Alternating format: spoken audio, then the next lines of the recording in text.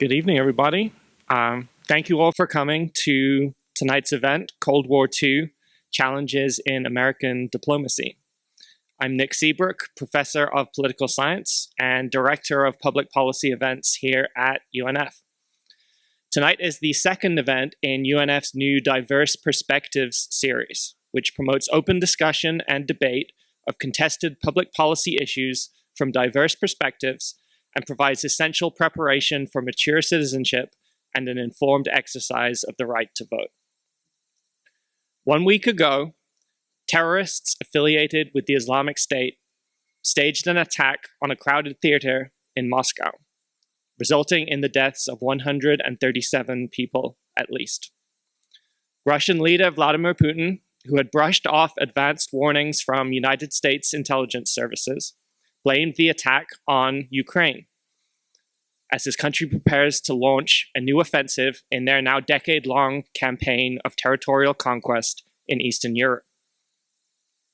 But as the addition of Sweden and Finland further strengthens the NATO alliance against the Russian threat, domestic political conflict in the US has undermined the continued supply of aid for the conflict in Ukraine, as we now pass 8 months since that initial aid request was made by President Joe Biden.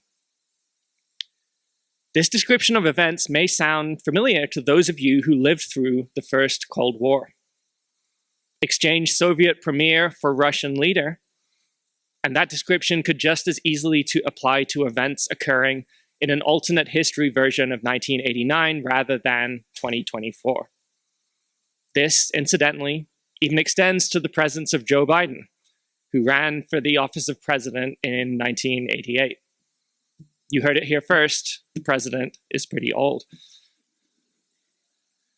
Tonight, I'm joined by a distinguished panel of experts to discuss what many scholars and political commentators have referred to as Cold War II, the political, economic, military, and ideological struggle between the US and its allies and the nations of Russia and China. As we head towards a presidential election in November, not since the fall of the Soviet Union has the United States' position as a global superpower been so significantly threatened, nor have the stakes of its foreign policy been so dramatic for global stability, security, and prosperity.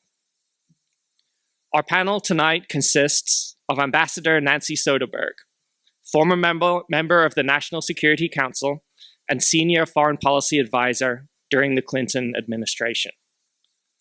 A graduate of Vanderbilt University and the Georgetown University School of Foreign Service, Nancy was influential in the negotiation of the Good Friday Agreement that brought peace to Northern Ireland, for which she was recently honored with the Chancellor's Award for Civic Leadership by Queen's University in Belfast. She currently serves as the Senior Resident Director for the National Democratic Institute in Kosovo and as the Director of the Public Service Leadership Program here at UNF. Also joining us is John Caulfield, retired US diplomat and graduate of St. Joseph's University. John served in the State Department for more than 30 years in a variety of roles, including Consul General at the US embassies in London and Manila, Director of the Office of Congressional and Public Affairs, and Chief of Mission at the US Interest Section in Havana, Cuba. I would list all of the different positions and nations across the globe in which John has served his country, but I want to make sure we have some time left for our discussion this evening. Also joining us is Dr. Roman Chek, Professor of Economics at Florida State College at Jacksonville. Dr. Chek was born in what was then Czechoslovakia and was 6 years old when the Soviet Union and its Warsaw Pact allies invaded his country, marking the beginning of a 20-year occupation. Dr. Chek is a graduate of the University of Economics in Bratislava and earned his PhD in economics from the University of Virginia, where he also received the Fulbright Fellowship. From 2001 to 2003, Dr. Chek worked as a member of the German advisory group to the government of Ukraine. And finally, we have Jack Basasse, Foreign Service Officer at the US State Department and a graduate of the UNF class of 2011 with a BA in International Studies. Welcome back to UNF, Jack. Jack also received an MA in International Affairs from American University and has served in both Laos and the Dominican Republic. He is currently the Public Diplomacy Desk Officer for Australia, New Zealand, and the Pacific Islands. Please join me in welcoming our expert panel for this evening.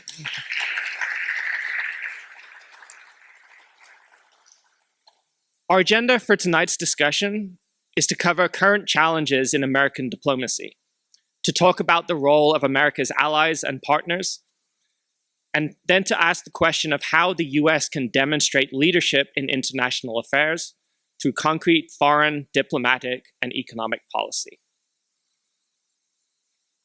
We have prepared questions for each of our panelists in all of these areas, but I also don't want to step on their toes in the discussion, so feel free to jump in whenever you have something to contribute. Following the panel discussion, there will also be an opportunity for members of the audience to ask questions. If you scan the QR code on the signs to either side of me, you can submit your question online, and I will read some of those questions to the panel during our Q&A later in the event. We'll also have the opportunity for members of the audience to come up to the microphone and ask questions directly to our panel. At the end, we'll hold our drawing to distribute our gift cards to Starbucks and Chick-fil-A to the student attendees who entered tonight's drawing.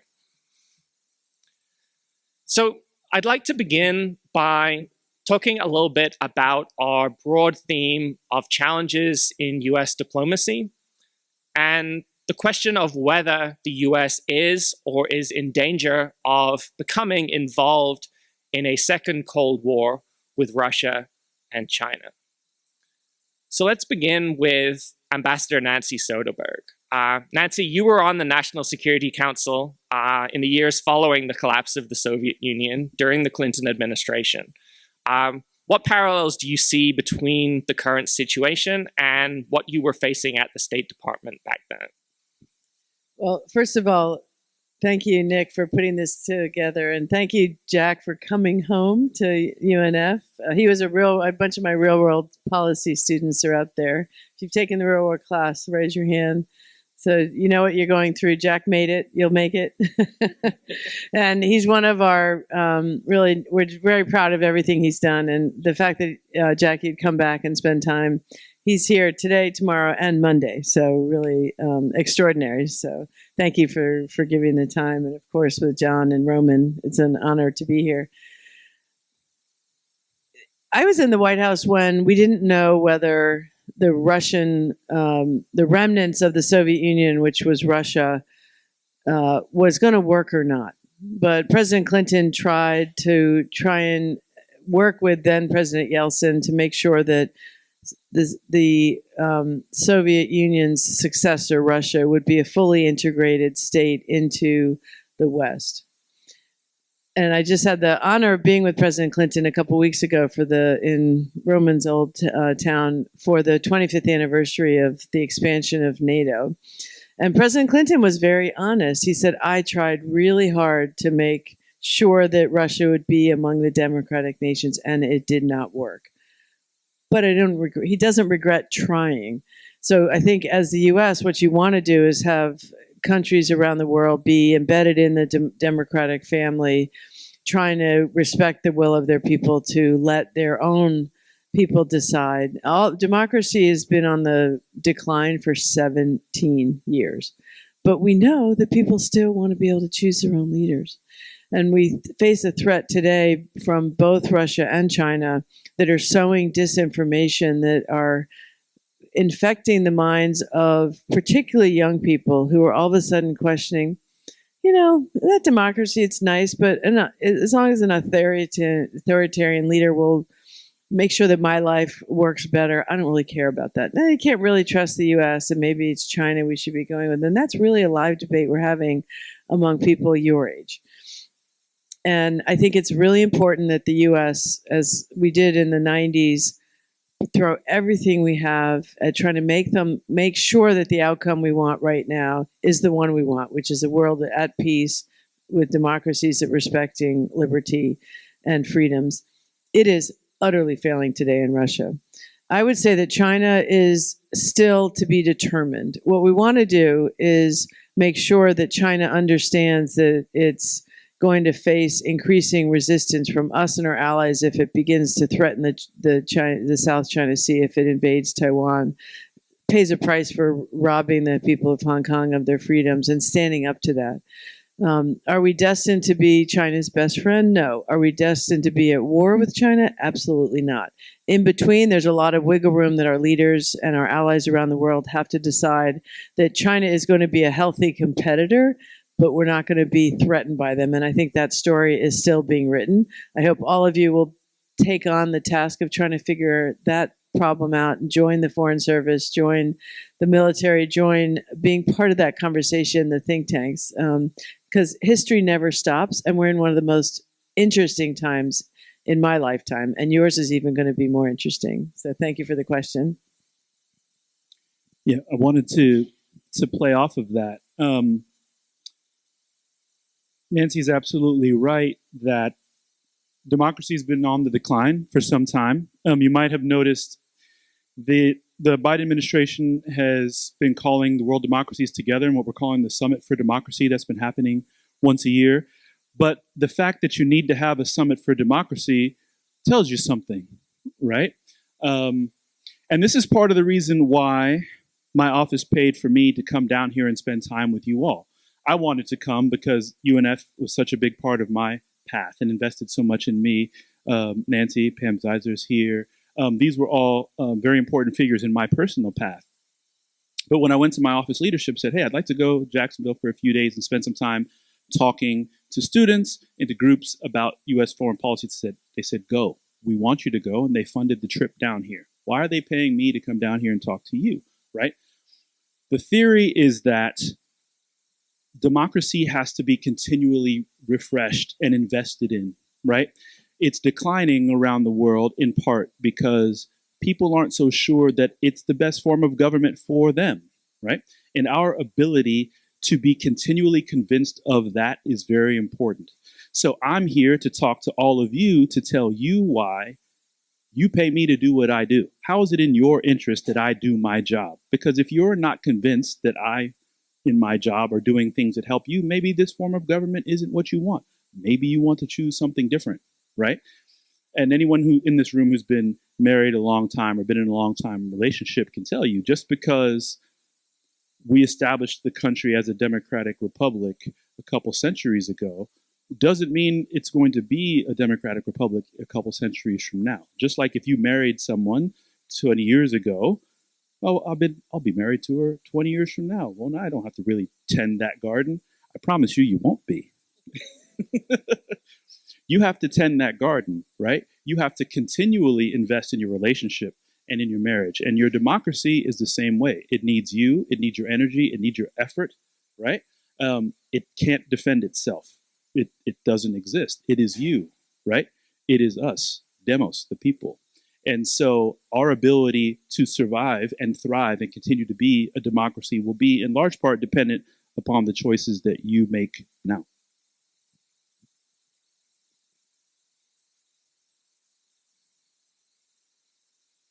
All right. Well, thank you for those comments. They're interesting, and I think that if we're looking at what the world looks like and whether it looks like the Cold War, there were things about the Cold War that are very different from the current age. We had a world that was militarily and ideologically divided, but was also economically separated.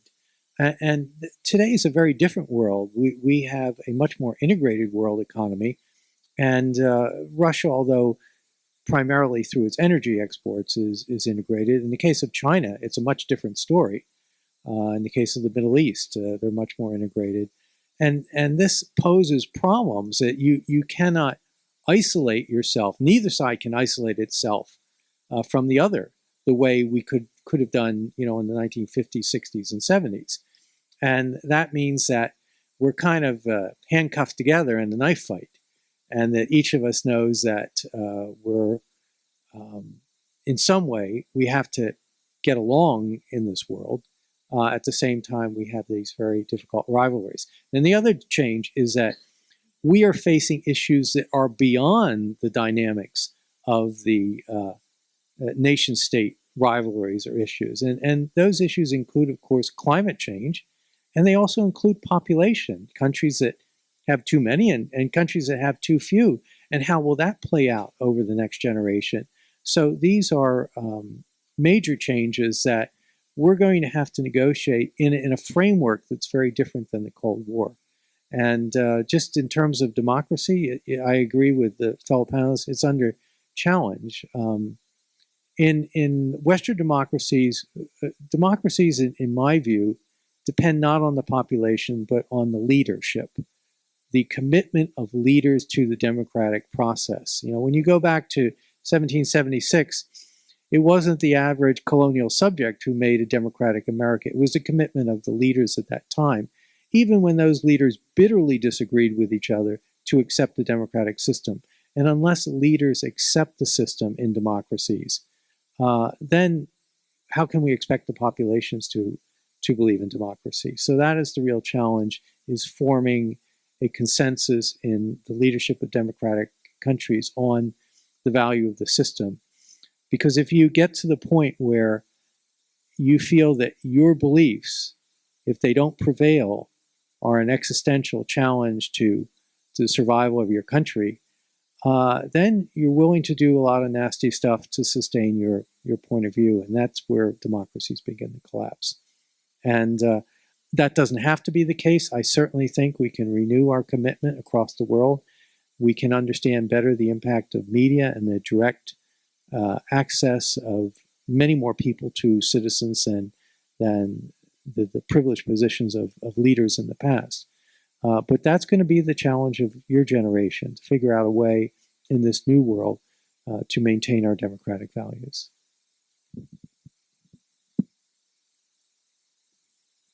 Good evening. Thank you so much for the opportunity to join this forum at UNF, welcoming a foreigner from FSCJ. This is my third participation in as many years, and I enjoy each one tremendously. Thank you. My good old friend used to introduce me, this is Roman Czech, but he's neither Roman nor Czech. I'm Slovak. That's where my accent is from. And yes, I was 6 years old when I watched Russian tanks rolling down the streets in Bratislava in front of our apartment building. So the scenes from Kiev and other Ukrainian cities 2 years ago was not new for me. I would like to piggyback on what John said about the different nature of the conflict and tension between Russia and the United States on the one hand right now, and then Russia and China. I would like to add where the commonalities are. First of all, Cold War. If you don't mind, I'll throw in a definition once in a while. It makes it much easier for me to express what it is I'm trying to express. Why do we call it Cold War? How is it different from hot wars? People usually thought that because we didn't lob nukes at each other. Frankly, 57,000 Americans died in Vietnam being killed by Russian bullets. So I don't think there was anything cold about the Cold War. What was different about it was the first major prolonged period of tension among superpowers in 20th century, where the primary objective of each side was to capture new colonies, expand colonial empires. Since World War II, when of course Japanese, German, and Italian ambitions to build empires collapsed, it was the United States and allies, NATO, who set out to contain expansion, colonial, imperial expansion of Soviet Union and its allies. That's how Cold War was different from, I don't know, World War I, World War II. Now, in this respect, What we're experiencing right now, unfortunately, is exactly the same experience, because after that lull and hope of 1990s that Russia would perhaps abandon its expansionist imperial ambitions, Putin is back in the business of expanding Russia full force. Now, I'm so grateful we have the opportunity to discuss this. I've been screaming from rooftops since 2005. We are entering Cold War 2.0. Since the infamous speech, the State of the Union speech by Putin, where in 2005, it's going to be 20 years now, he declared that the greatest geopolitical catastrophe of 20th century was the fall of Soviet Union, collapse of Soviet Union. How many people died in collapse of Soviet Union? Very few, if any. World War II, 100 million. World War I, 60 million. For Putin, the greatest catastrophe of 20th century was collapse of Soviet Union, when 300 million people experienced freedom for the first time. This is who we're dealing with for 2 decades now. Thank you. So I'd like to go back to a point that John made in his initial answer there about the role that interconnectedness and economics kind of plays in foreign policy and diplomacy. So we saw, following the Russian invasion of Ukraine, that the United States, our European allies, and other nations imposed pretty draconian economic sanctions on Russia. And a lot of people expected that those sanctions would be sufficient to undermine the Russian economy to such an extent that it would bring a fairly swift end to the conflict. Well, that was now more than 2 years ago. We've seen that Russia has been able to, partly through its alliance with China, to withstand those sanctions. And thinking more broadly about the US relationship with China as well, obviously, the US economy is highly dependent on Chinese manufacturing for our iPhones, our electronics, for all kinds of things that we import and that we rely on. So I'm wondering if the panel can maybe address a little bit more the role of economics and trade play in this broader global conflict.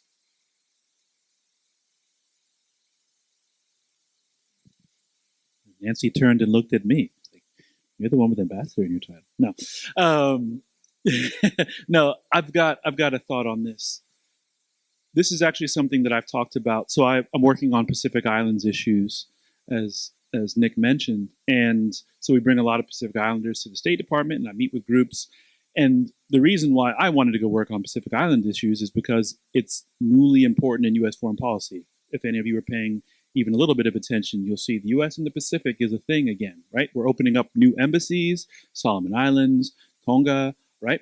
And that hasn't happened since the collapse of the Soviet Union, or maybe the formation of South Sudan, right? But it doesn't happen very often that the U.S. is setting up new embassies in countries where they didn't have it before, which presents an interesting professional opportunity for me. But what the Pacific Islanders want to know when they come is they feel like a ping pong ball between these great powers. China's on one hand offering them bags of goodies to do what China wants them to do. The United States, we tend not to do our foreign policy that way. We don't offer you bags of cash in exchange for your policy. And so we're trying to win a battle of ideas, right? But one of the things I say to these Pacific Islanders when they come is like, look, we, the United States ourselves, have a $700 billion trading relationship with China.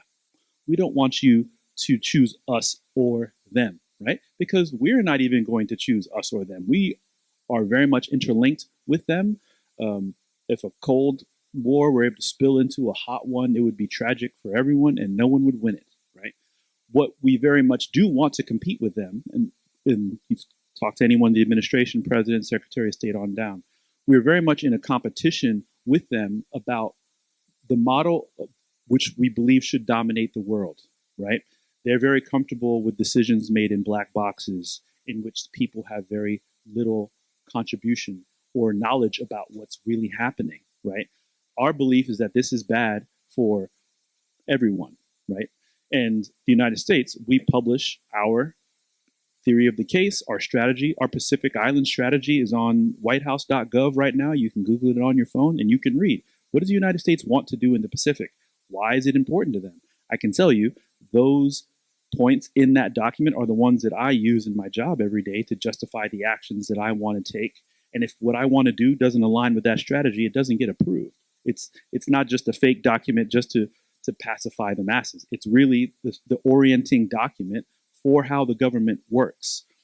You cannot Google something on ChineseForeignMinistry.com and read their strategy for the Pacific. It's not there, right? And so this is what we say to Pacific Islanders when they come to the State Department. Listen, you should absolutely have a relationship with China. It's a big country.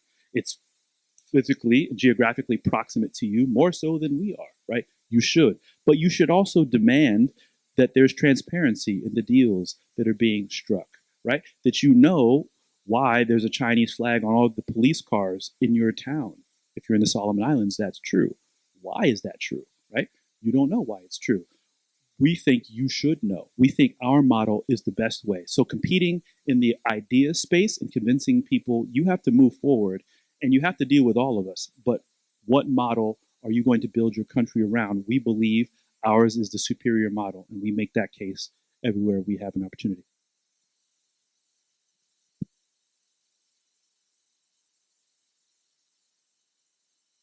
Thank you. I forgot to mention, I apologize for wearing this hat. I'm just trying to cover up the blotches from skin treatment I'm receiving. This is easier to look at, I promise. Please, thank you. You know what? I was trying to buy FSCJ hat today, and the FSCJ campus store was out of them.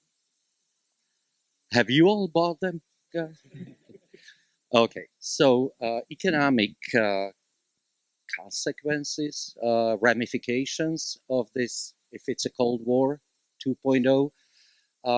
Are we dependent, mutually dependent on many other large economies, including China, obviously, the second largest economy on earth? Absolutely. But I think that is not the most helpful spot to start the discussion.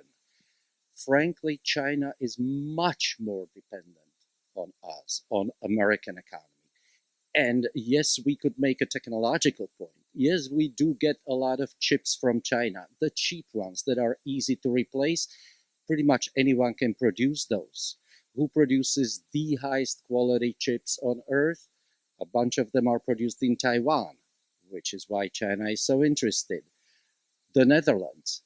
Who's going to produce more chips than anyone on earth, technologically most advanced, within 5 years? We are.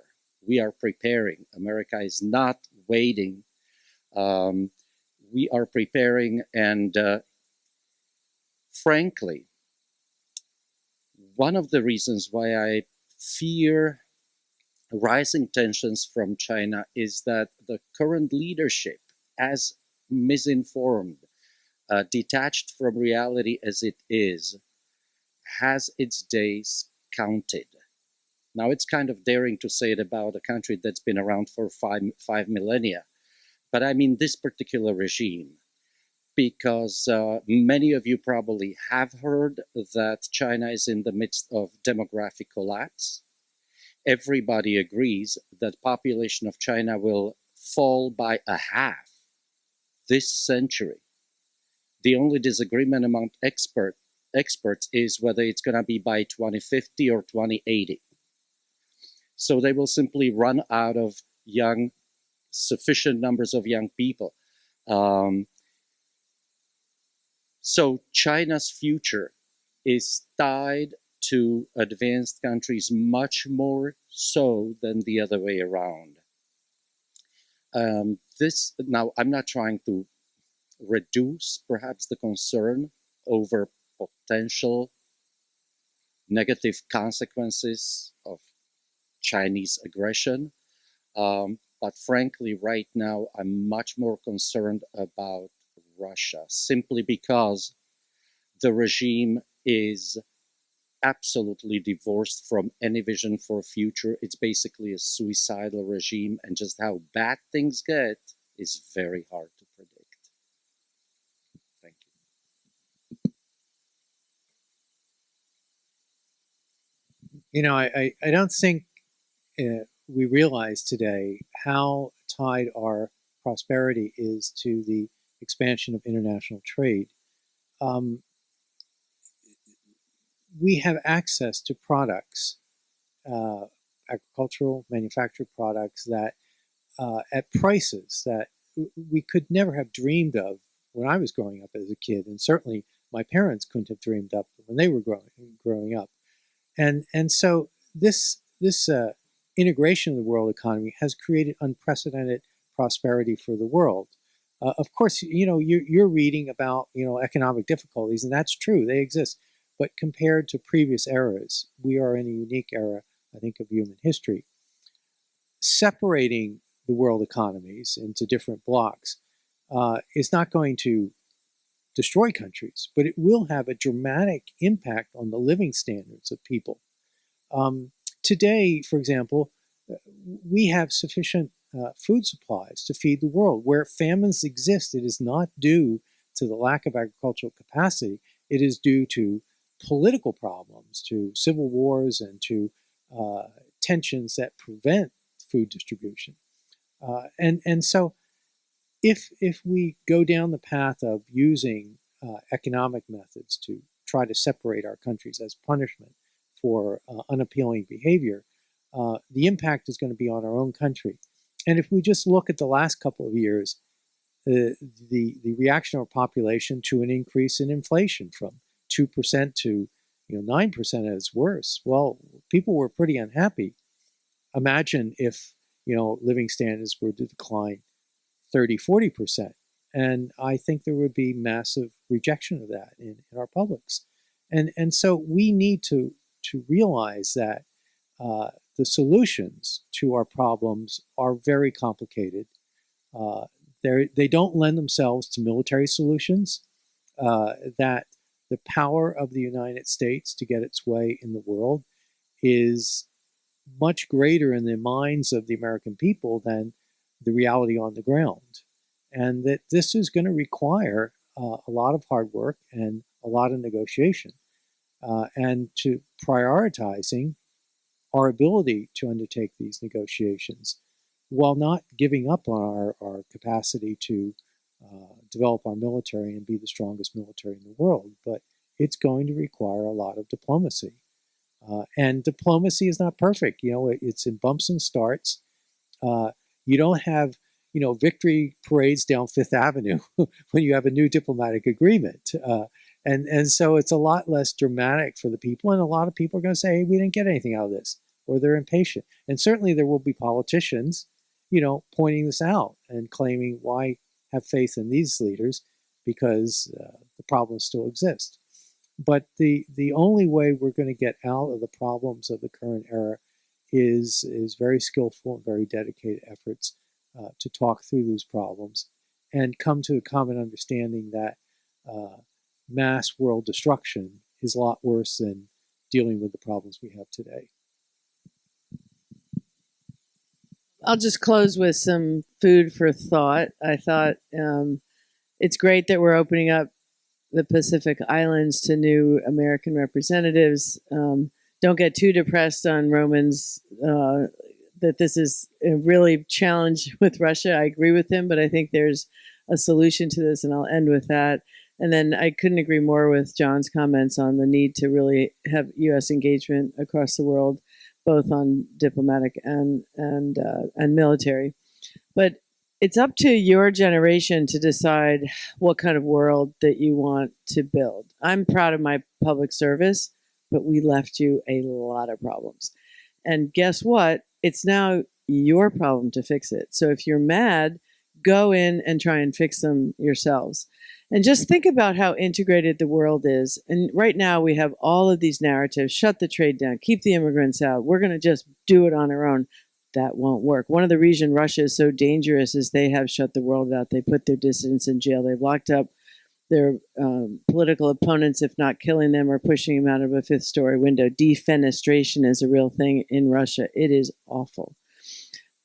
Their economy is contracting, and the population is susceptible to this narrative that there really are Nazis in Ukraine. There are no Nazis in Ukraine, and the president's Jewish. But there are people who I know who live in Ukraine whose parents have disowned her because they think she's a Nazi. That's how powerful it is. So think about why we want the integrated world. Raise your hand if you have one of these in your pocket. Everybody, right? Guess where this was made? Anybody know? What? No, they're made in China. They're assembled in China. Well, I have an iPhone. You might have something else, but an iPhone is actually assembled in China. And I probably paid, I don't know, $700 for this thing. If it were not made in China, I would have had to pay probably twice that for it. Would I have bought something cheaper? Probably. I'm not going to spend $1,400 on this thing. But the U.S. is brilliant at designing things. So Silicon Valley comes up with how to put the phone and music in your pocket. China assembles it, and then we distribute it, and that's how you have one in your pocket. That kind of works. What else? What else is in this phone? Cobalt. Anybody know where cobalt comes from? The Congo, primarily. What's happening in the Congo these days? It's really just a war-torn country for the last 30 years. All the neighbors steal their wealth.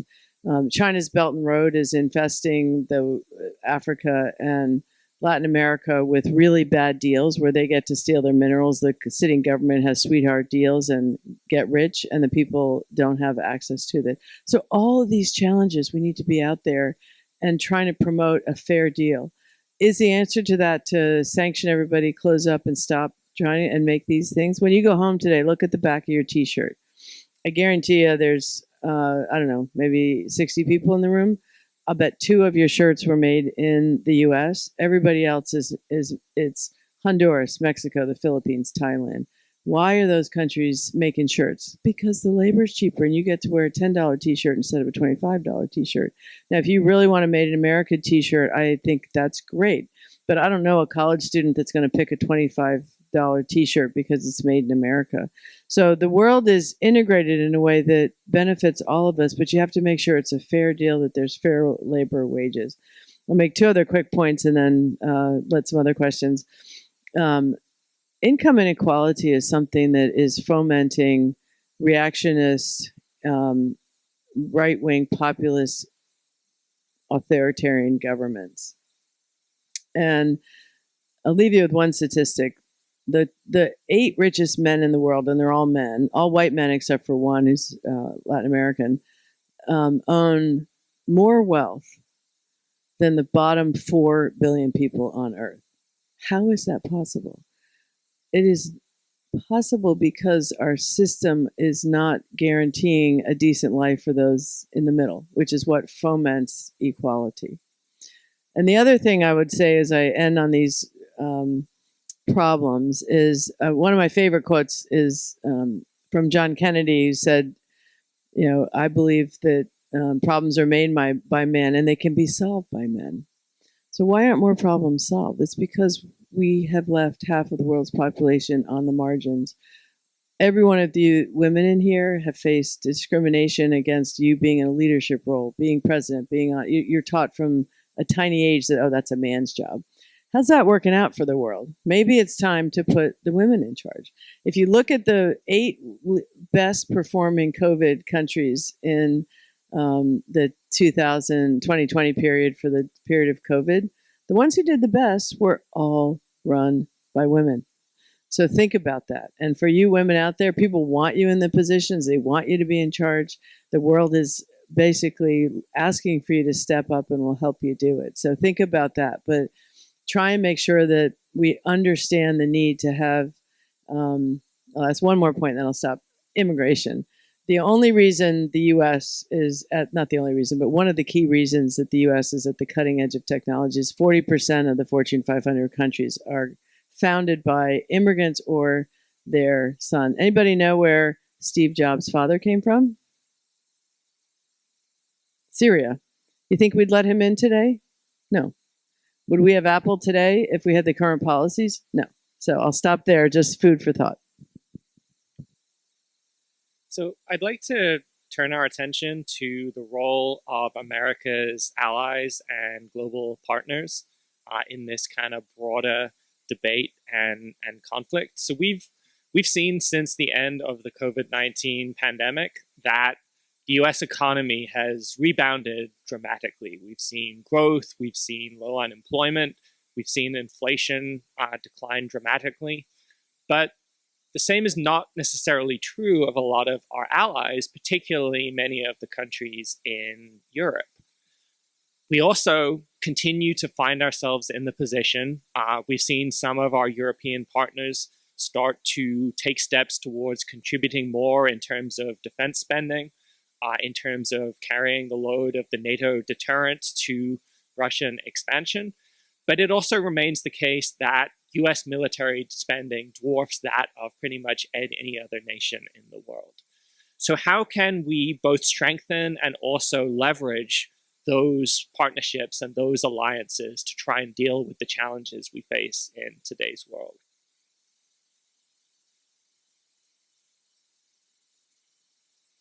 Yeah, I'll jump in here.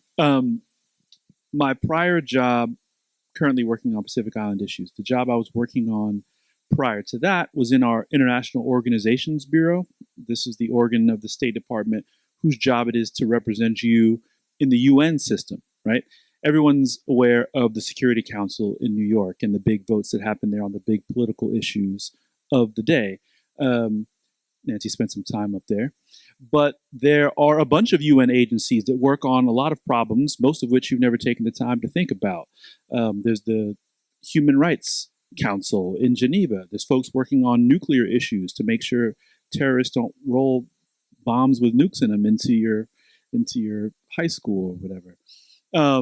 There are people whose job it is to regulate how if you put a package in the mail and say you want to send it to China, somebody picks it up and takes it to China. Who makes those two things connect? There's an international organization in the middle of that exchange whose job it is to make sure if you pump gas, you take your car on a boat and you ship it to London and you take it off a boat in London and you go to the gas station, the same unleaded gas that comes out in the gas station in London is the same when you get. Whose job is it to make sure that those two things are the same and they're not selling you Coca-Cola and calling it gasoline, right?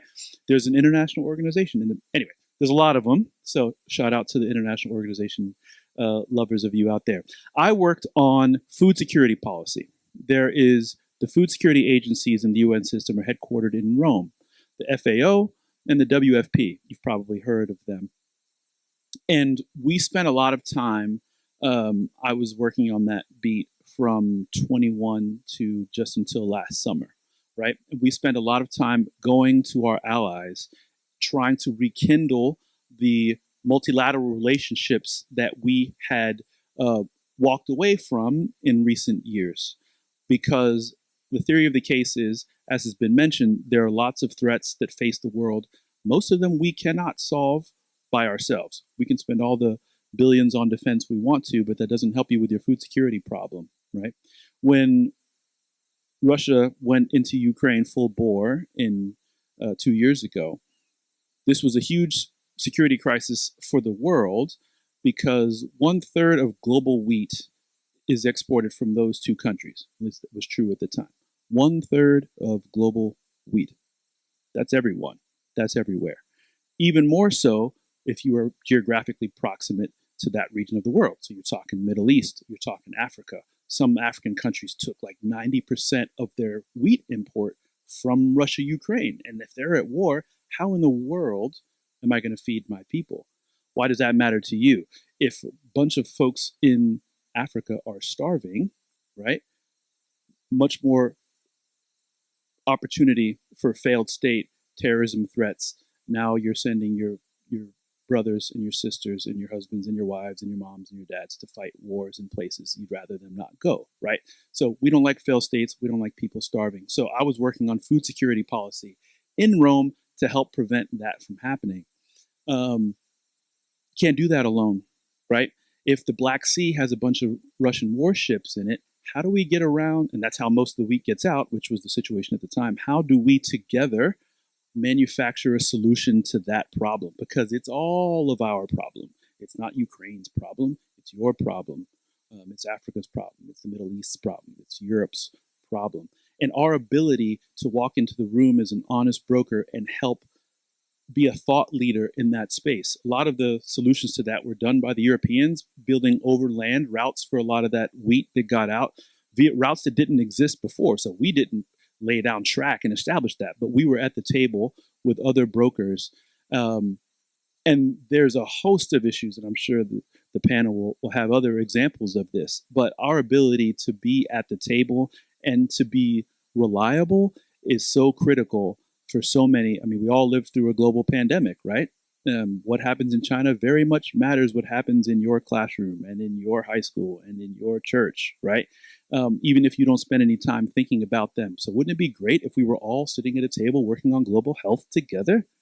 Yeah, it would be good. So we don't have those kind of problems.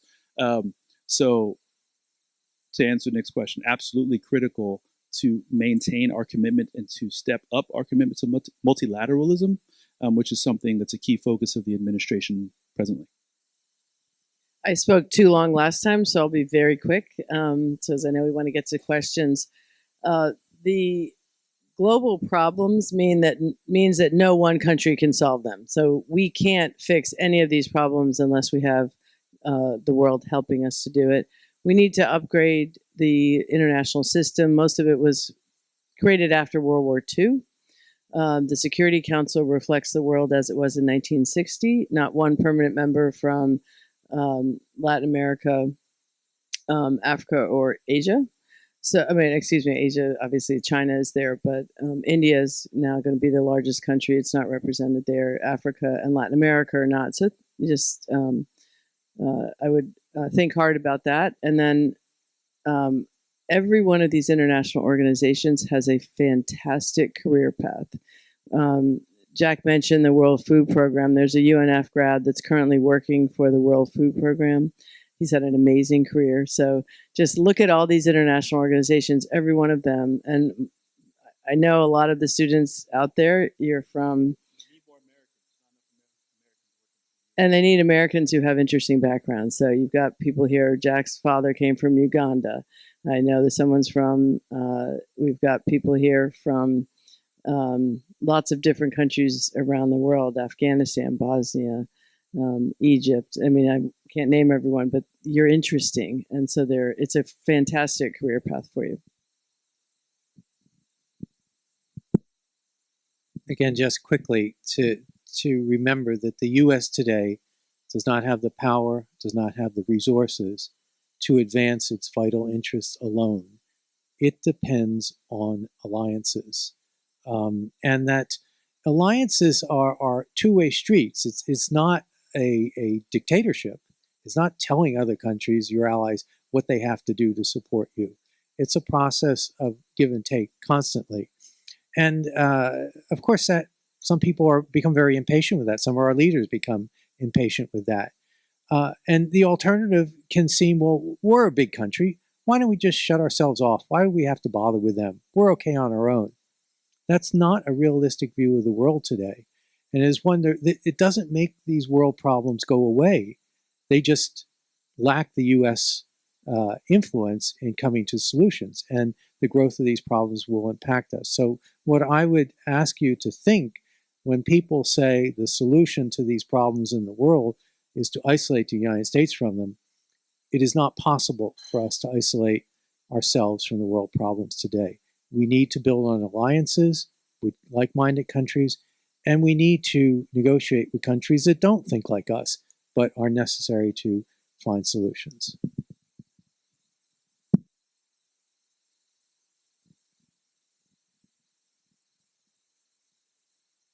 When you look at the paper, Russia really has no chance to challenge standing or power or influence of America around the world. When you add GDP of NATO nations, it's somewhere in the neighborhood of 30-fold of Russian GDP. Soviet Union way back when was somewhat more formidable. Now, current Russia is really a shadow of what it used to be. But for us to actually exercise that power and contain that expansionist influence of Russia, it is going to take NATO. And of course, for our spectacular diplomats to forge those alliances and make that influence happen, all of us will have to exercise our fundamental right and responsibility to vote responsibly. It is our job. Only then diplomats can make those alliances make work for us. I'll jump in to add a point there. Roman's absolutely right that Russia could never militarily or economically challenge the United States. What they're counting on is that you'll do that for them. They are investing very much into getting us in this room to disagree with each other, so much so that maybe we don't agree that we want this form of government anymore. And they don't need to topple the United States. There's enough Americans who will do that if sufficiently motivated. So I would challenge all of us in this room to take the opportunity to learn from one another, to listen to one another sincerely, with open hearts, open minds, and to work together to build the society that we want. Because our failure to do that is a threat to our way of life, frankly. So I want to make sure that we leave enough time for people's questions, but let's conclude the discussion portion by addressing the UNF students who are in the room. And a number of the panelists have kind of returned to this theme of it being the next generation of leaders who ultimately will get to decide what the future direction of US foreign policy, US economic policy, and that ultimately this is a problem that they are going to be the ones who have to confront and solve. So my question to our panel, kind of based on your expertise, based on your experience, what are the ways that our students can get involved, can get themselves onto a career path in foreign service or involvement in nonprofits that contribute in this area or NGOs? What can you tell our students in terms of how they can make a contribution and make a difference on some of the big picture issues that we've discussed this evening? I believe this is a softball lobbed in my direction. It's an honor and a pleasure to be able to be here with you all, to talk to you about my path. Like I mentioned earlier, I started in Pam Zeiser's office 14 years ago, saying, please let me come back to UNF. I promise I'll be good this time. And ended up in Nancy's class, and she showed me that there is a path from North Florida to Washington, D.C., to careers in international affairs, where prior it had been strictly an academic exercise to think about in the perfect world, in a vacuum with a magic wand. Of course, Jack, you can be a diplomat, but actually, no, really, you can, right? There's tons of pathways. If you've ever taken one of Nancy's classes, she'll tell you about internships. Internships are a key way of getting opportunity when you're young and there's not as many people counting on you to pay bills and you can work for little wages. We pay our interns at the State Department now, which is the thing I just learned recently. So you don't have to have parents who are independently wealthy in order to do an internship and work for free all summer, because it's hard to compete against those folks. So please come to the State Department. I sat on a panel where I was reviewing just this last month. I was reviewing applications for people in your walk of life who are finishing or soon to finish college and wanted to work at the State Department for the summer. And you're as good as any of them, I promise, right? You can do it.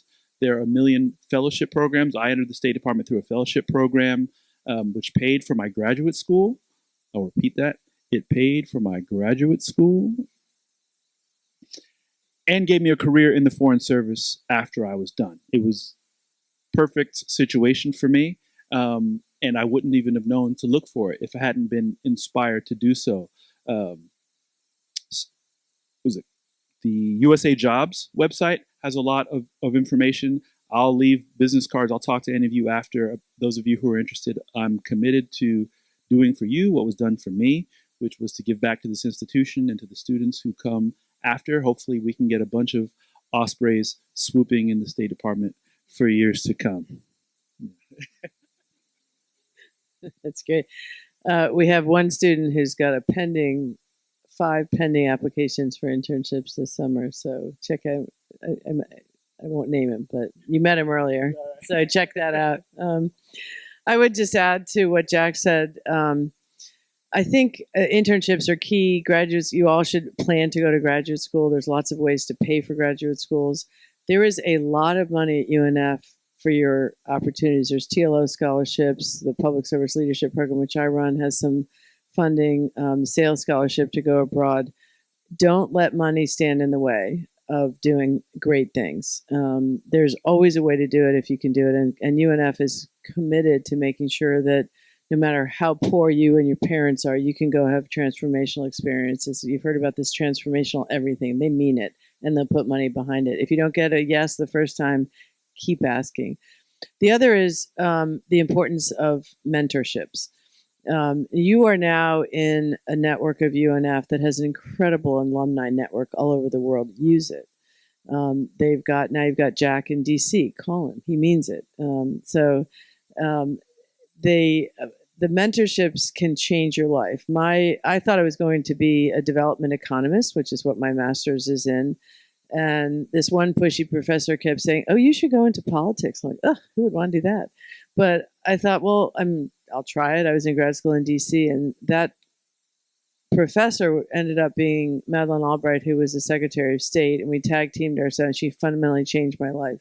So I know you think UNF professors are all boring people with no outside life who just sit with their nose in a book.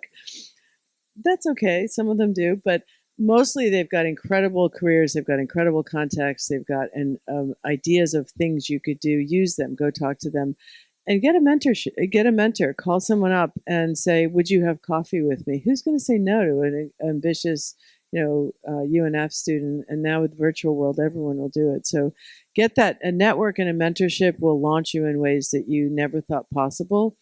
And I'll close with get over the imposter syndrome.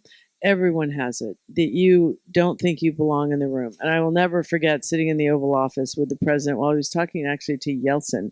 It was me, President Clinton, Yeltsin. I was like 33 years old. You think someone's going to tap you on the shoulder and say, "Excuse me, what the hell are you doing there? You're just a normal person." And then all of a sudden you realize you know what you're doing. So don't be afraid of recognizing that the imposter syndrome is real. Everyone has had it at some point in their life. That's part of just figuring out that, yes, actually, I know what I'm doing. I can belong.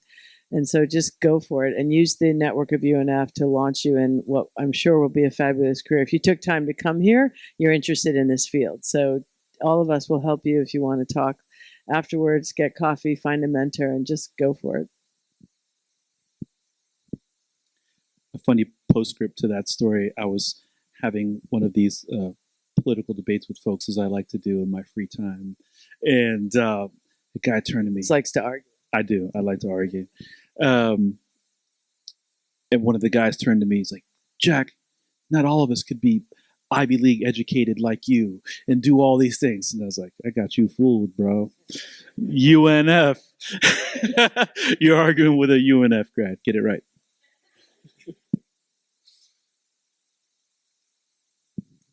I think that if you're aspiring to a career in international affairs, my advice would be the most important thing to do is to get some experience living overseas, enough experience to develop fluency in a foreign language. And there's two reasons for that. One, you're young, most of you are unattached, and you have the ability to immerse yourself in a local culture and language that you will never have again in your life. And so that's a real asset you have.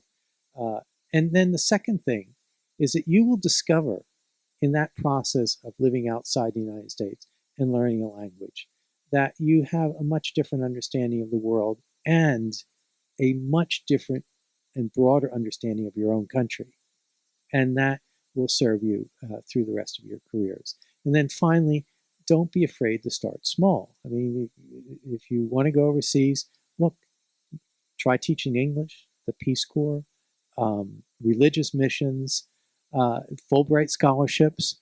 I am part of the World Affairs Council, Washington. We offer scholarships to students who want to go abroad, to undergraduate students. Rotary International Foundation, they fund graduate study, almost fully paid for people who study in the areas that the foundation supports, including world peace, economic development. And so there are opportunities if you're looking for them. But one thing is, don't be afraid to try it. Don't be afraid to try to go overseas in a sufficient time. I'm not talking about a vacation. I'm talking about time to actually absorb the culture and the language. It will be worth it. You will be thankful for that for the rest of your life.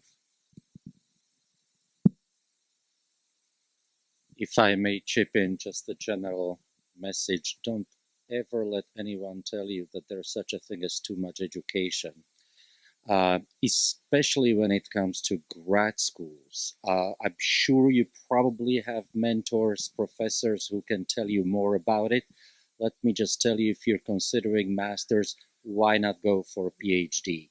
Dirty little secret of grad school is PhD part is the easy part. Masters is the pain.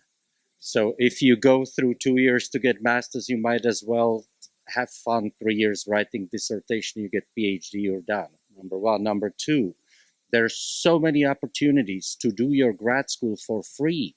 And it's not just in international relations, in many fields. Unlike college, which all of you or most of you are struggling with right now, struggling with financing, grad school can be done on a dime. I came to America in 1991 with $500 to my name. I spent 10 years, got my PhD at the University of Virginia. They paid everything for me. I had to study, I had to learn, earn the grades, but the opportunities are there. Now, of course, that was a million years ago. Does it still work like that? My daughter just did it 2 years ago. So go for it. Thank you so much. I'd like to thank all of the panelists for their thoughts and give everyone in the audience the opportunity to ask questions. So all of the questions that have come in through the QR code I have here on my Chinese-made iPhone. But I'd also like to give the opportunity for anyone who wants to ask a question to the panel, please do come up to one of the microphones at the front here and address them directly. Yeah, go ahead and ask your question. Why don't I do one from the app to get us started? So let me find a good one here. While you're searching, I'll just add a footnote to Roman's point. In graduate school, for reasons I frankly don't understand and don't necessarily believe is the right decision, but it's a good deal. You can get a master's in Europe in 1 year and a PhD in 3 years, and it's equally respected in the field. It takes longer, sometimes twice that, to do it here in the United States. So just when you're thinking about your life, how long you want to spend in school, just look at that as an option. And there is funding. Don't ever accept graduate school without saying, I would love to come here, but you know what? I need some more money. And they'll come up with it almost always. Okay, so we have a question about China and Taiwan. Someone asks, how can we improve the odds that Japan, the Philippines, and Korea will support the US if China attacks Taiwan?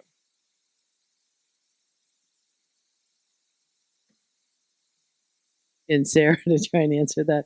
We're going to Washington next week, and our paper's on this question.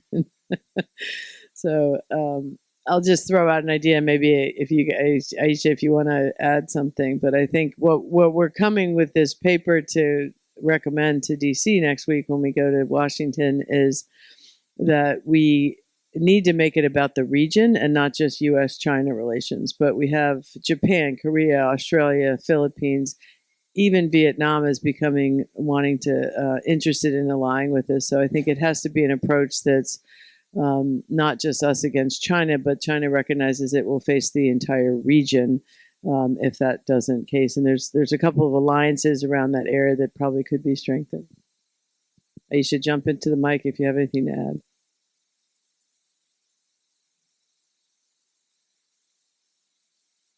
Okay, so we also have a question about why don't we go ahead and allow one of our audience members to ask a question, and then I will ask another one from the app.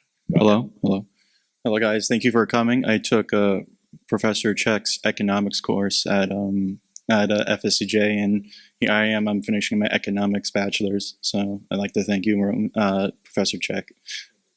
Yeah. My question is, because looking at the world right now, Russia is more of a regional power, and China is becoming increasingly a global power, and our NATO allies are primarily in Europe. How can we incentivize NATO, particularly the European countries like Germany or France or Britain, to become more leading in that region while we shift our focus more to the Pacific? And if they are not in a position right now, what can the U.S. do right now to support them to become more leaders in that region, probably shift to the Pacific?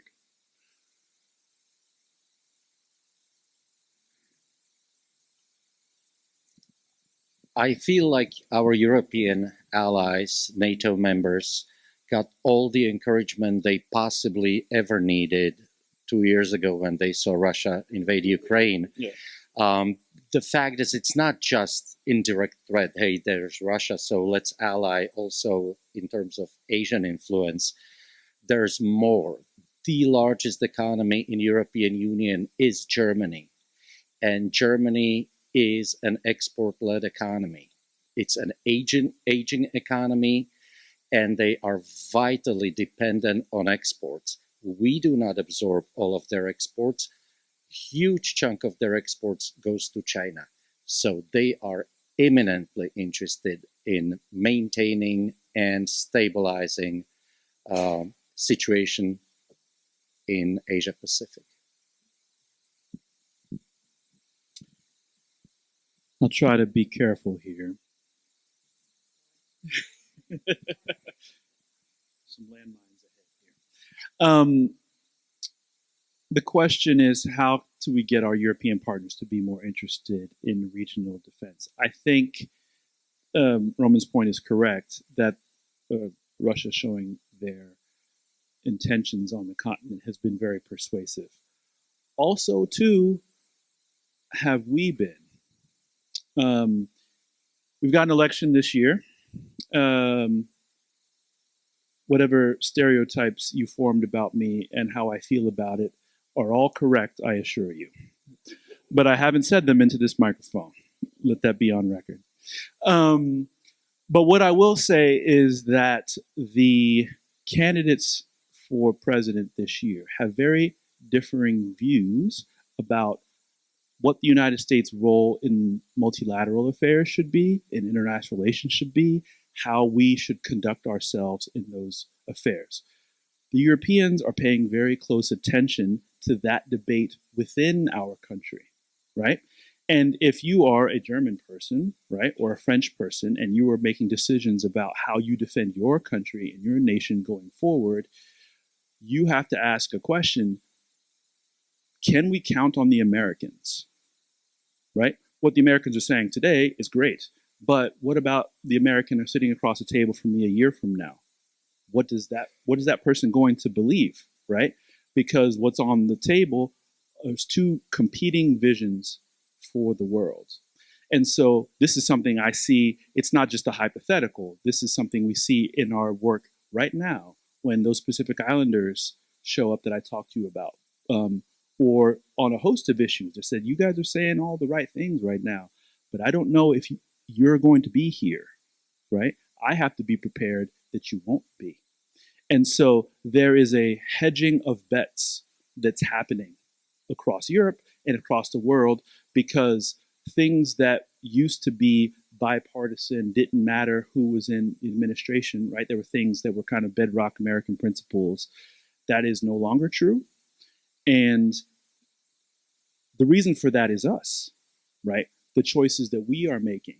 And so if we think it is important that the world take more responsibility for the regional defense. We have to give them confidence in us and what we will do. And that gets back to what we were talking about earlier, our choices, right? How we voice our opinions through our electoral process, because I guarantee you it matters very much.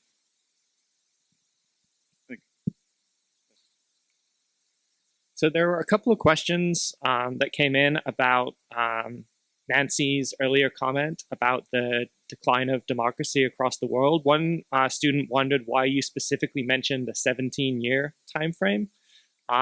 Another talked about the question of whether if people vote for authoritarianism, is that not the people's will and itself democratic? For instance, using the ancient Roman idea of an elected dictator. Those are great questions. The 17-year decline is a statistic that is part of the Freedom House report. Freedom House is an organization based in DC which rates the world's countries. It's just freedomhouse.org, and it has a map that they put out every year. And green is if it's democracy, yellow if it's kind of at threat, and then purple if it's a dictatorship.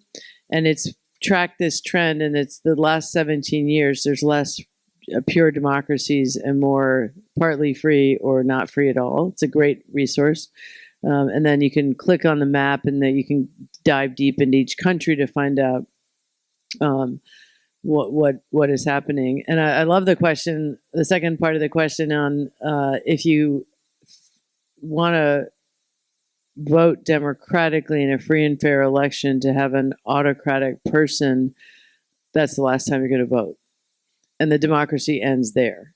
And generally, people think it's okay to have somebody who's going to make the trains run on time, but then with that insistence on maintaining themselves in power, inevitably becomes a crackdown on their own personal freedoms. The press is usually the first to go. Minorities are the second to be targeted, and over time, it doesn't work out so well.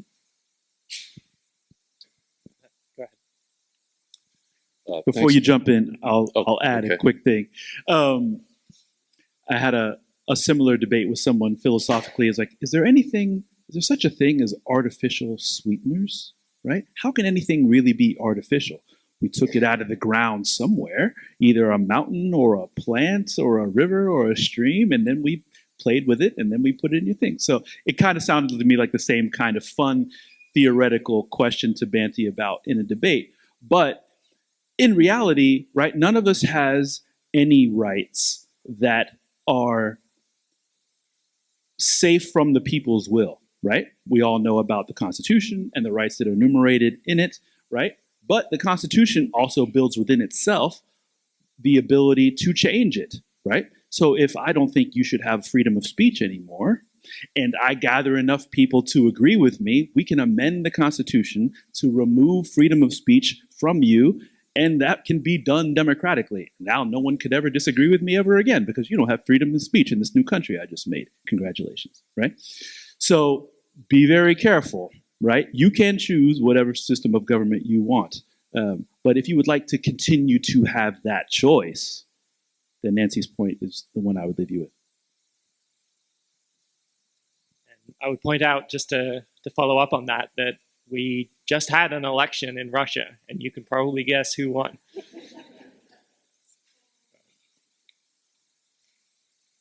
Go ahead.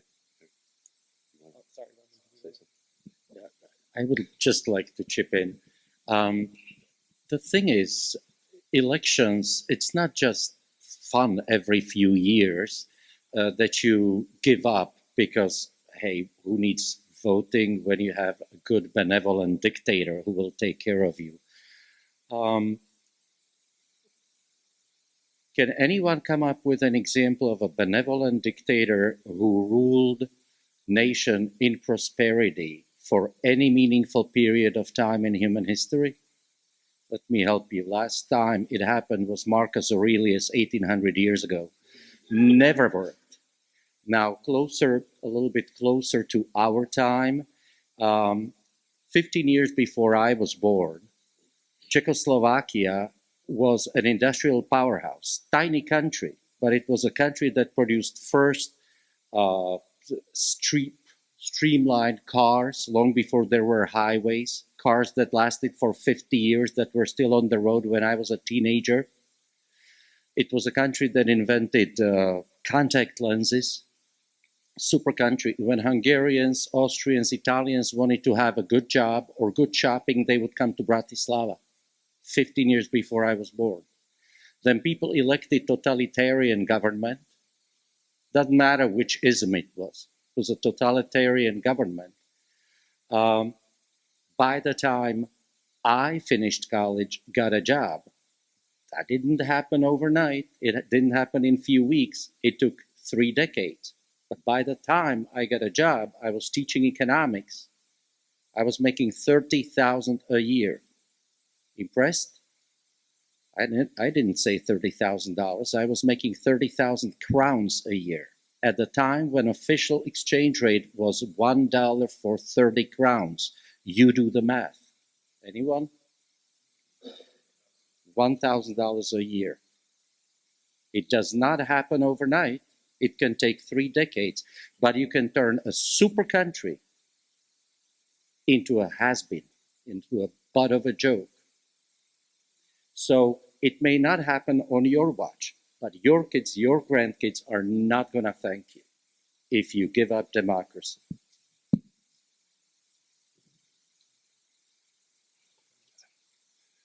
Thanks for having this event.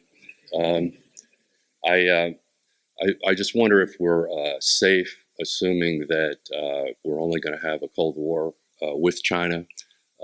Xi Jinping, he's now published Xi Jinping Thought, kind of like how Mao had his little red book back in the day. And he's a Leninist based on the analysis of his writings. And so we don't really have a good sense of what's going on with their leadership and what their thoughts are. The director of the CIA, Ken Burns, testified before Congress that Xi Jinping ordered his military to be ready to invade Taiwan by 2027. And there's been wargaming done by the RAND Corporation, public wargaming that didn't go very well for the United States. And actually the classified wargaming apparently went worse, where we run out of ammunition after a week or two of fighting. CSIS said that the classified wargaming was very bad. And, we've had, right now, China can build 100 ships for every 1 ship that we build. And people have talked about how much we spend on our military. Our military budget has only grown by 1%. So it's this past year, it's not keeping up with inflation. Whereas China's military budget, we have to pay our soldiers 4 times what the Chinese soldiers get paid. So equating the amount of money spent isn't a good measure of how much money China is spending on its military. They've doubled the size of their ballistic missile force since 2020.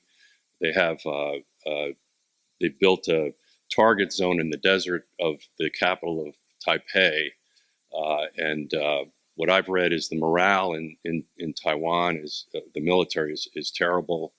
They have too many. They still have the same amount of generals they had when they were fighting the Chinese in 1949. They have way too many generals. Their army's not.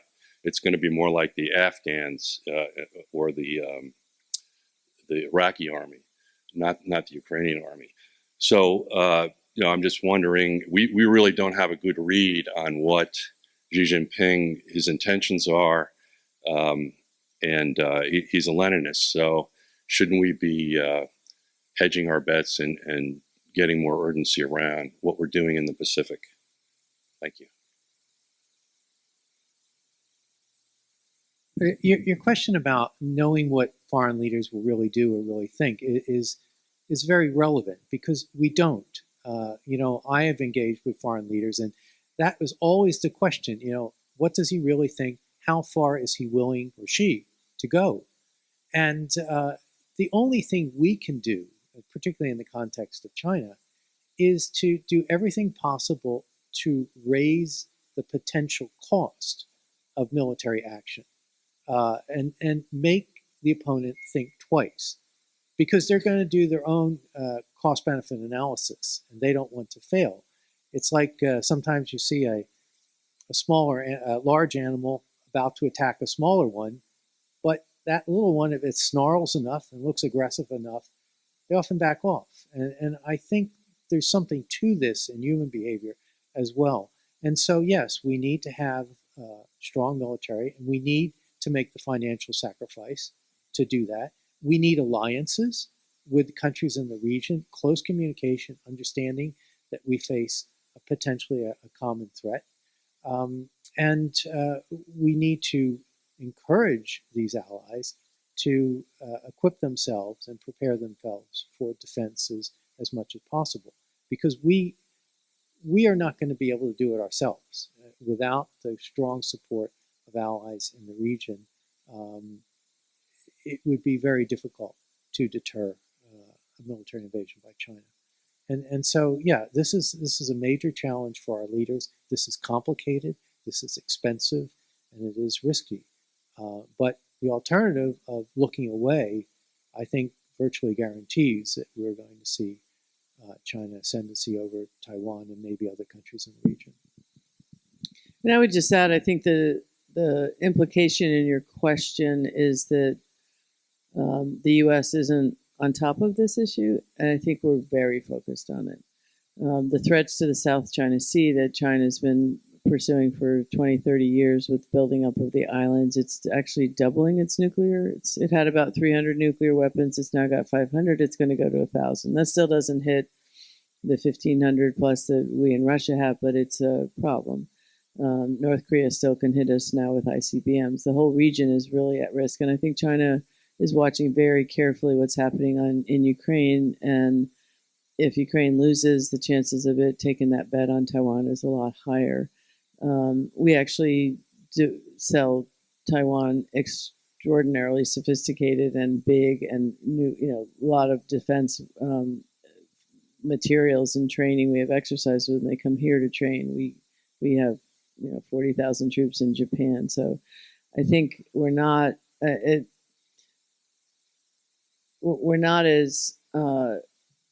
clueless as some of the way you characterize it would imply. So I would encourage you to look at. You're obviously well versed on it.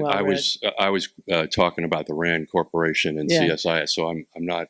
No, I know. I just don't. I don't think. I think there's a bigger picture going on. There are problems, no question about it. But I think I haven't seen that one study. I'll take a look at it. But I think we're the focus on Asia and China. It doesn't mean that we're doing everything right. And I fully agree with your question that we need to be on it. But I do think it is a question of huge urgency for us. Now, do we get our eyes taken off the balls on Gaza and Ukraine? Absolutely, that doesn't excuse it. But I do actually think most of the policymakers that I engage with, and Jackson the Bureau himself, understand that Russia's a regional problem, China's a global one, and we need to confront it much more dramatically than we're doing, and hopefully not have it become an enemy. If it invades Taiwan, the whole game changes significantly, I think. And Rand's great. I don't mean to imply Rand's not great, but I'm not as pessimistic as that question would lead me to be really depressed. Don't have too much to add. I will say, like I said, I work on Pacific issues. The reason why we're increasing our engagement in the Pacific is the reason why I wanted to come work on those issues, and the reason why we're doing it is because of the strategic focus of the region. Back to multilateralism, right? Increasing costs for violating Taiwan's sovereignty. This is something that's very important for us to do. How we responded to Ukraine, I guarantee the Chinese were watching very closely, right? If we make a similar choice, what's it going to cost us? How much does it cost Russia, right? Russia's been really isolated internationally, economically. They can't even send money from their banks to your bank anymore, right? We really constricted them. And we did that as a coalition of countries, right? No one country did that to them. And being able to continually rally the world around these problems, because I don't worry as much about the military situation as you do, it sounds like, or the Rand study worried about it. I just double checked the figures. I learned this in a class here. There was a national defense spending class or national defense class I took here. And it was true in 2011 when I took the class, and I just double checked to make sure it's still true. We're still spending more on defense than the top 10 nations combined. Well, right? again, that's we have to pay health benefits. We pay sure, right? Four times as much for our soldiers as China does. Sure, so, right? And we're still tripling how much they spend. Well, plus number 3, plus number 4. I just say that to try, maybe in vain, to help you feel better about. No one invests in this like the United States invests in it, right? Percentage of GDP, you pick the metric.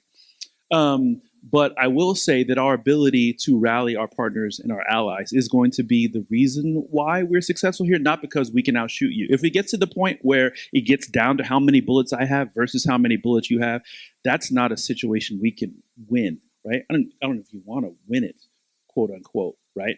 Because that's a world that's going to be very bad for everyone. What we need to do is invest in your diplomats, right? Invest in your people around the world. I was in Papua New Guinea in July with the Secretary of Defense. He was Lloyd Austin's first Secretary of Defense ever to go to Papua New Guinea. Why did he do that? We just signed a defense cooperation agreement with Papua New Guinea. Never had one of those before. You understand why this is happening, right? This is about multilateralism. It's about regionalism. It's about rallying the world to our cause, right? And you build these alliances around the world, it makes the case that solving this with a hot war is not going to be in your best interest. And that's why I'm doing the work that I'm doing. So thank you for the question. Thank you. I think we have time for one more question. This one I think will again be relevant to some of the students in the room who may be considering careers in this area. Someone asked, what are the most important skills and qualities central to becoming a successful diplomat?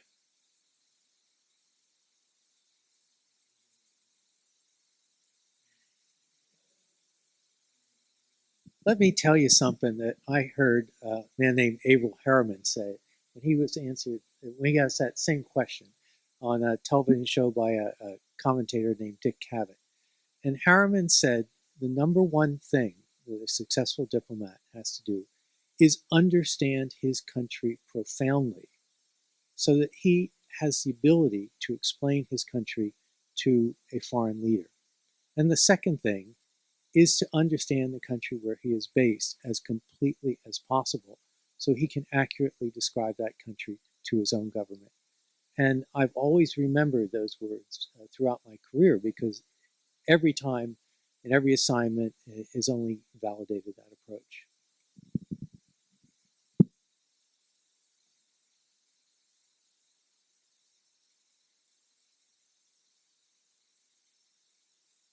I really don't have much to add to that. Vote responsibly. I grew up in a country with totalitarian government. I actually applied for diplomacy school, but I was not admitted because my uncle was against government. That's enough. There goes your diplomacy. And Madeleine Albright's father was a Czech diplomat, and he got word one night that his name was on a list of people that was going to be persecuted. That's how she ended up in the United States. But John has a lot more experience being a diplomat than I do, so I applaud, one, his career, and two, his advice. I would say that in career, the hardest thing for someone to figure out is to know what you don't know and ask the question. Because if you start guessing, you might get lucky and be right once or twice, but don't be afraid to say, I don't know that. Be curious and always be learning and love what you do. There's nothing I'd rather do than be plopped down into a different country and get to know the culture. I've been living in Kosovo, as Dr. Seabrook mentioned. It's fascinating. It's on the cutting edge of what's happening with Russia and Ukraine and the disinformation in the world and whether NATO is going to survive and whether the Balkans are going to be. It's the most interesting thing. So if you think that would be an amazing thing to get to know other cultures, don't hesitate to do the career. It's absolutely fun. I was not a career diplomat, but I was a diplomat for a while, and I absolutely loved it. It's like to say it's a distinct honor for me to be on a panel with so many distinguished colleagues. John has 3 times as many years doing diplomacy as I do, and so I'm not nearly as qualified to answer the question as he is. I'll add to his point, which is correct.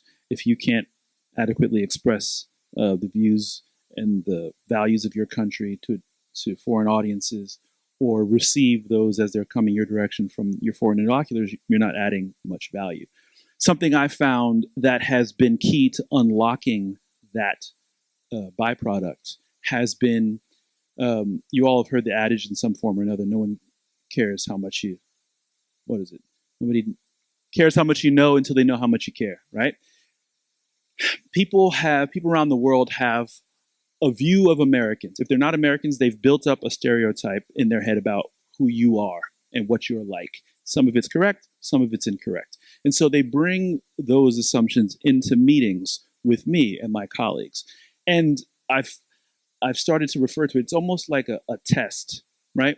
They throw things on the table that they don't necessarily believe themselves, but they think that you believe, to see if you'll pick it up and say, yes, I believe that thing. And if I fail the test, they will at that moment stop giving me the real truth, the real honest truth, right? This happened with a Pacific Island group that was in the State Department, came to meet with us not long ago. These islands are very small countries. Some of them, Palau has like 15,000 people on it, right? I've been to basketball games bigger than that, right? And so they come in believing that we believe we are mightier, we are superior, right? Because our country is bigger, our economy is bigger, our military is bigger. So clearly Americans are bigger and more important in every way that matters, right? And so they'll say something like that in a meeting. It's like, oh, we could never, offer our opinion because yours is the one that's really, and if you at that moment fail the test, right? And I stopped him, I said, don't do that, right? You are from a place that has a culture and a history that has value, right? And it's valued here. We all come from a country and from a place that has value. And we put those on the table together and we decide how to solve regional problems. Like my country is mathematically has more people than yours, but you have experience about living and working in the Pacific that I could never match. And if I fail to learn from you, I can't serve my country as well as I could otherwise. And if you manage to find that moment and unlock it, you almost watch, okay, this is a real meeting, right? If I had failed it, it was going to be a fake meeting and I wasn't going to get anything out of them and they weren't going to get anything I was putting down and we were going to stay further apart, right? And so bringing that emotional intelligence to these interactions, bringing a humility, right? Understand, be proud of your country, be proud of your history, be proud of your culture. Don't lay it down for anybody, but also recognize the person on the other end of the table has a proud history and a proud people and a proud culture. And you better learn to respect theirs as much as you would demand somebody respect yours. And together, we can work on solving problems together if we are mutually respecting one another. So that's what you need to bring to the table. Well, that seems like a pretty appropriate note for us to end on this evening. We will get to what I'm sure most of you have been waiting for, which is our giveaway of Starbucks and Chick-fil-A gift cards in just a second. But first, students only, I'm afraid. First, I'd like to say a really big thank you to our panel for donating their time and being here this evening. Thank you.